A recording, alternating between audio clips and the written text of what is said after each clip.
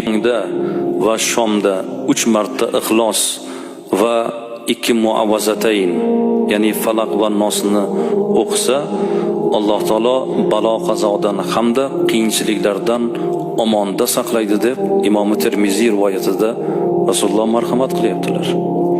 Imom Qurtubiy aytadilar: kim uyga kirishida Ixlos surasini o'qisa, kambag'allik bo'lmaydi u xonadonda degan ekanlar.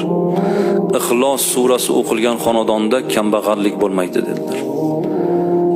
Ibn Najjor aytadilar: kim safarga chiqish oldidan 11 karra Ixlos surasini o'qisa, Alloh u safardan qaytib kelguniga qadar uning uyini muhofaza qiladi deb bu zot marhamat qiladilar.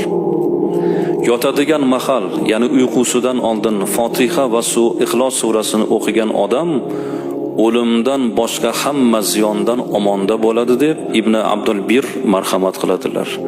Azizlar, Qur'oni Karim butkul fazilat, Qur'oni Karim butkul nur, qalbimizni munavvar qilguvchi oyatlar. Lekin Ixlos surasining fazilati o'zgacha inshaalloh.